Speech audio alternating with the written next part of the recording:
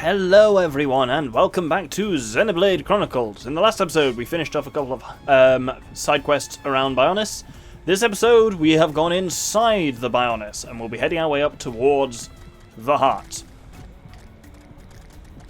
I'm going to let the music play for a little bit first because the music here is rather different to the last time we were in here. It's not rather different, it's a little bit different. Last time it was called Carcass, and now it's a faster version called Pulse. While I fight this Jelly Cellulor and Largo Cellulars.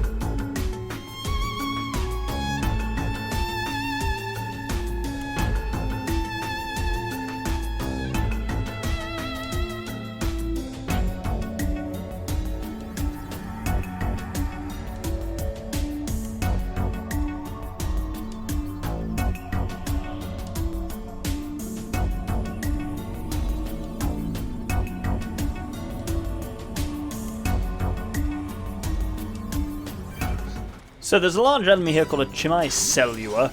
Most of the enemies in here you'll notice are either Telethia or they are Celluas, which are weird little kind of creatures. And they're one of the things that I don't particularly like about the Bionis interior, is all the cellular enemies are really annoying. If you are remotely too low level for them, then they basically just... Oh, this guy's got a double strike. Whoops. Ow, that hurts a lot. Let's daze him quickly. There we go. Daze again. Yeah, they cast debuffs on you. They're like the ether type ones, and they're just really annoying to fight if you are remotely... Oh dear. We're not got enough party gauge. Oh, that's embarrassing. Well. Yeah, well played. Not to try and topple that guy this time. And he's dead, which is great. Yeah, I don't really like the design on these Celluas. The fact that, like, okay, I like what they're going for. The fact that, you know, you're inside the Bionis, there's, like, cells around, like, literally, like, red blood cells everywhere. Hearts, Telethia, which are kind of, we know, a bit like an immune system anyway, in terms of, like, clearing away shit from the Bionis. So, I can see why they're here. Doesn't mean I like the design on them, though. Unfortunately, they just look a bit crap, and that's the whole area for me. It just is visually a bit shit. Like, it's mildly cool seeing all the stuff floating around, but the green goo at the bottom, not the best looking stuff. You're just on these kind of, like, thin pathways. I feel like they could have very much gone, like, full, what I can only describe as, the pars sympathetica tower. That's a type of nerve. Oh dear. That can't be good. Oh, the victorious Gross. Lovely. Well, let's kill this guy then, I guess. But yeah, they could have made stuff a bit more appealing in here. And they could have gone full, like, biological, like, you know, inside Jabu Jabu's belly from Ocarina of Time. Like, you know, you go really, like, wet, and then you're in little kind of, like, corridors and stuff like that. These weird, like, floating platforms, it's unclear what the deal is with these. You're noticing me start to use, by the way, what is a really useful trick, which is getting more than a reasonable number of final crosses out of Fiora by using chain attacks. Fiora is... Oh, balls. I missed that one. Fiora is incredibly potent in chain attacks if you're intending to topple lock the enemy. Because what she can do is she can use Final Cross once her tension's up, and fun fact, if she lets off her drones, she is guaranteed to go into the tension where she can fire off Final Cross. You then wail on a toppled enemy like so to bring your party gauge back up, and if your tension is still good, it's a chain attack. You can use any art you want to again, and you can use Final Cross's only real drawback is as a, well, other than the tension thing, is that it has a massive cooldown timer. But that is, of course, completely negated. Ooh, spicy. Did we kill Victorious Gross? No, we apparently targeted his friend instead. I was going to say, that felt like we were chomping through him a little too easily there. Well, 5 times sword drive. Wow, he tanked that. That's quite remarkable. He's got a lot of health. But yeah, it makes Fiora incredible for topple locking, because you can do all that. You wail on them while they're toppled, and it basically just recharges your party gauge really fast. And then once you go into a chain attack, you can fire off Final Cross again, which is guaranteed topple, no break needed. So if you've got 3 people with, like, say, 3 green arts that can all topple, you don't need to even bother breaking, which is genuinely incredibly potent. And some of the scarier enemies in the game, especially the super bosses, topple locking is a very good strategy.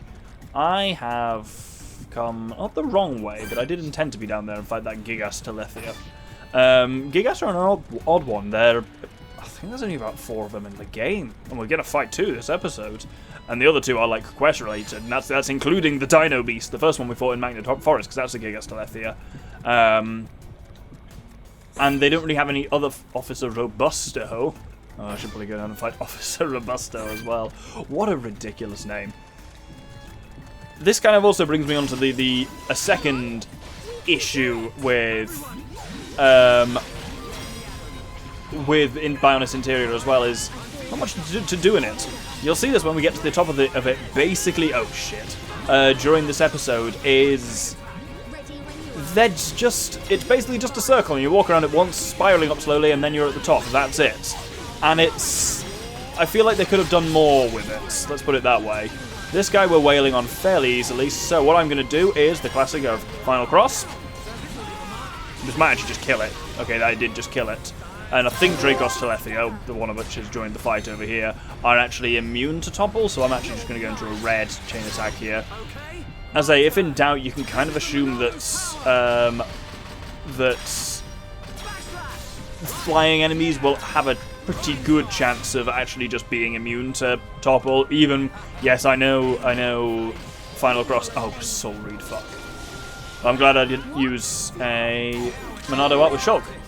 Would you purge him, please, Shulk? Oh, there's another Dracos. Excellent. You could purge this one. Yes, there we go. The green blade means Monado purge is incoming. Brilliant.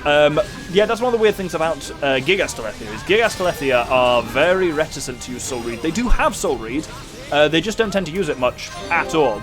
Whereas Dracos Telethia fucking love Soul Reed and use it way too much. So you basically need to have some way of dealing with that if you're fighting Dracos. Shulk works fine. You can also do it with Melia's arts. She has Aura Seal on, what's it called? Hey, get back here, you. She has Aura Seal on her Mind Blast, which is very handy as well. One of the complaints that I had, though, with Bionis Interior has at least been rectified in this version. Oh, Soul Reed again. Right, sure. Hopefully you've got the Monado gauge up. There we go. It's gone green. That's good. Once he's purged it, we'll finish it off with a chain attack. There we go. So one of the issues was in the non-definitive edition version of the game was that if enemies died and they were over a pit, they would just drop their contents, any chests they dropped or anything like that would just go into the pit, and there was some things you had to get from, like, the flying Celluars, where you had a very good chance of just binning them into the chest into the ground. But as you notice there, this game now has code which forces the chest. It doesn't just physically drop it out of where the monster dies. It forces it to be dropped on a actual nearby platform, which is pretty good, I must say. Right, I'm going to go down here and fight Officer Robusto, because that sounds hilarious. Weirdly, a lot of these Celluars are sound types as well, which I guess kind of makes sense when you think about how cell sensing works. But the important thing to know with this guy, as we learned with the last one, is do not topple him. Unfortunately, I'm concerned that that'll just kind of happen, because we've already broken him, and I think someone will end up accidentally toppling him. but we can at least... Fuck it, you know what? What we can do is we can topple and daze him, and then at least the dazing gets rid of the topple spike. So we'll daze him. Or does this one not have a down spike? This one doesn't have the down spike. Wonderful. Topple spike even, not down spike. So that's pretty good. So hopefully we can topple lock him a little bit. So let's all whale our various high-powered and dazing and toppling arts into him. Oh, sword drones while he's dazed. That'll build my party gauge right back up to full. You'll love to see it. Oh, now he's got his thing back. Oh, did Schultz purge him then? Was that what happened? Oh, Ryan's just fucking dead. Oh, Ryan must have gone to town on him. Oh, yeah. Oh, he knows who he absolutely has that spike. Rut-row. Hey, get off my nutrients. I need the... Oh my god, that's powerful. What the shit? Oh, no. Shulk, could you shield against that, please? That's gonna kill the crap out of you. Who's doing that? Is that this Largo Cellular? What the fuck do you think you are? Right, let's kill this guy. He's an annoyance. And frankly, stopping me from focusing on what I want to. As you've noticed, we've got an odd party. Don't get me wrong, not odd party. It's a classic party is Shulk, Fiora, and Ryan. No healing in it, though. But it is the classic of Ryan takes the aggro from everyone. Shulk does dodgy shit and kind of does bits of healing, bits of monadoing, that kind of thing. And then Fiora just lays down an absolute crap ton of damage, which works pretty well as an approach. And I think mostly we should be able to actually keep our party gauge pretty topped up here. Don't encourage Shulk. Get Ryan up is what we're supposed to do. Obviously, he is a couple of levels higher than us, so we are potentially... Not in a bad way, but we got to be careful on him here, and I think I've just not been very careful thus far. So let's just slowly whittle the bastard down. Oh, a chain attack was a real ballsy risk here that was not going to pay off. This guy's got so much health. Oh, but we are going to get the 4-time sword drone, so maybe that's worth it. Okay, that was probably worth it, I'll be honest.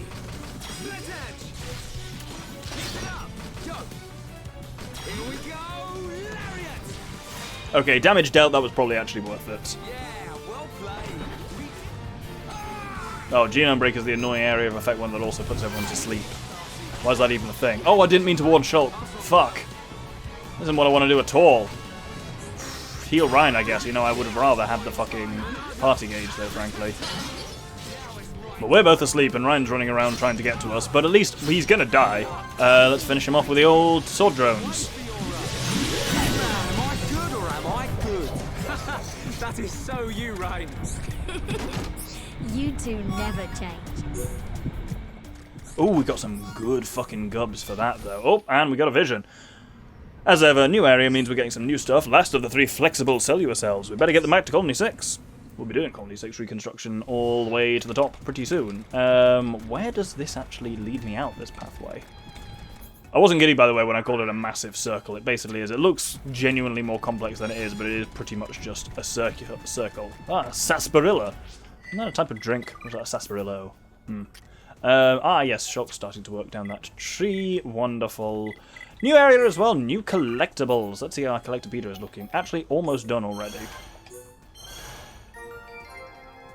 There's not many things in here because it's a tiny area, but this one will take fucking forever to get because that one's a huge bastard that's just incredibly rare in certain areas. And that brings me on to another complaint with the Bionis interior. It's such a flyover area. It has very little of interest in it. It all looks the same, and there's basically 2 slightly optional areas of it which have unique monsters in them, maybe 3. And that's pretty much it for anything interesting to explore. It is just an area that you go through to get to the heart. That is it. It is the most, I think, of maybe any area, and this is including some of the Mechonis ones, like, you know, Mechonis Field and Central Factory, that you are just pushing through. But at least they have stuff like, you know, they have little questy things in the form of the thing where you got to go and find materials for a bomb, or like turning lifts on there. At least try and do something.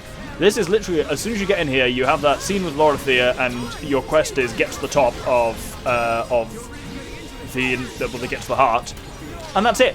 Nothing happens throughout the Bionis interior to make it at all any more interesting. And again, with the biological aspect of it, there's so much interesting stuff they could have done. When I kind of Oh, so the first time you get into it through Satoral Marsh, I was like, oh, that's cool. I guess we'll come back to that later. And then we came back later, I was like, oh, here we fucking go. This is going to be a really cool dynamic area. And it's not. It's just, it's very meh. And yeah, there's nowhere else in the game that is just so clear of basically a corridor connecting one important place to just connecting to an important place, which is a bit daft. This is the terminal nerve tower, and interestingly, through there to the left, you can actually see where we came in last time, because that over there is the third lung, and there's the kind of like jet going up to the thing, which is mildly cool. We can get a little bit closer to that if we go onto here and make a ballsy jump. Nope. Yet more problems with the Bionis interior. You land down here. Not only does it look like absolute shit, but it's a very slow-acting goo that just kills you. Because you're taking damage, you can't warp or anything like that. You just have to swim around slowly in the Bionis digestive juices and wait to die. There is no way to get back up from here, but it's not even an instant, oh no, I died thing. It's so slow, and they could have made it better, and they didn't. Losing it. Okay, we won't make the ballsy jump this time, we'll just walk to the last one and do it properly. So, fun fact, this music is based on a theme called Inside the Bionis, or something like that, because we hear a very similar theme. Obviously, we hear it when we hear the Carcass version when we first pop through here, which this connects to, by the way. I'm not going to drop down. Actually, yeah, fuck it, I'll drop down. Hey, we are at this chunk of it. And this chunk of it now has enemies in it. It has Cellulas and it has some scary Telethia monsters in it. Oh, should we try and fight this guy? Fuck yeah, let's try and fight this guy. He's a Leone type, which is this weird, like, winged bloke. Let's see what we do. These guys are relatively fond of using Soul Reed, so we'll see how he is. We've got to rely on Shulk here. Immune to break. That's annoying. Oh, and he forced topple on us. Well, shoes on the other foot now, isn't it? Fortunately, he's not done anything. He just knocked us on our ass. Oh, purging antibody 6. Oh, again, it's just some fucking random ass bullshit cellular doing that. Well, you know, I was gonna say, well, there's a nice trick to that, which is to switch the target of that by murdering that one, but oh shit, didn't mean to warn Ryan. There we go. But actually, in the end, I just had to. I couldn't do that because I'd actually just want to cast lock on me. The big lad. The big lad doesn't seem to be using Soul Reed a great deal, though. He's used it like once, so that's fine. And to be honest, at least with a couple of enemies around here, it means if he uses Soul Reed, what we can do is just switch our focus to other enemies until Soul Reed runs out. Invite to Despair! What an art name. Yeah, this guy's put up little of a fight. Attention Seeker's the thing that inflicts lockdown, but there we go, he's down easily. I'll clean up some of these Cellulas here and then gather the gubs. On a 3 times yellow streak. That's unwholesome. Right. Yeah, I think I will have looked at it when we were going past. Ooh, Telethia letter. That's sad, because that's clearly a Hyantia thing. Oh fuck. Ooh, the Vanguard driver, named after one of Ryan's heroes, made by Shulk, especially for Ryan. No, it's not. It was inside a fucking Telethia. Because those are supposed to be the output of a quest much later down the line. Ooh, we've got the Orion 2 shirt. We're slowly building up the bits of the Orion 2 set, and it looks pretty cool, but I'll show the whole thing on Ryan when we've got the whole thing, definitely. Oh, that must mean we have some Orion... oh, Asura plate. Wonderful. So the Asura, as you've probably noticed, is a unique set of heavy gear, and it's really good. That 200 spike is really nice. I think I want to put that on the hero pawn. Makes sense for him to have spike damage, because fucking look at him. He's 90% spike at the moment. There we go.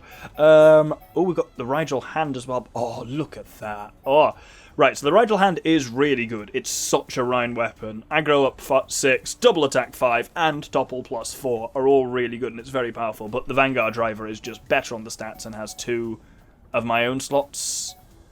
Which do I go for? The Rigel hand's actually got better max attack. Oh, but everything's better on that. Everything. Let's transfer our stuff to it. Let's see the Rigel Hand compared to it. Yeah, the Rigel Hand just has slightly better max damage and slightly better crit rate. But the gems are good. Oh, the gems are really good. The gems are so good. Ugh. You know what? I'll substitute this by swapping out. No, I like the aggros, but oh no, I'll put the double attack on it as well. That's sometimes nice. No. Oh, do I want the aggro? I don't know. I don't know. Ah. No, we'll stick with it as it is. But anyway, yes, I was saying, the theme that recurs throughout the Carcass version of Bionis Interior, the Pulse version of Bionis Interior, and in the Ether Mine. So anywhere where you're actually inside the Bionis is this dum dum dun dun dun dun dun dun dun dun dun dun dun dun dun progression. Ghostly Mahatos. I also really think these areas of blood are going to be somehow dangerous, but they're not. Oh, let's take out these Largo Cellulas actually while we're here first. We'll use them to build up a bit of party gauge, and also so they don't potentially be a balls during the actual fight itself against that. Because that's a unique monster and the other Giga Stalethia in the game, so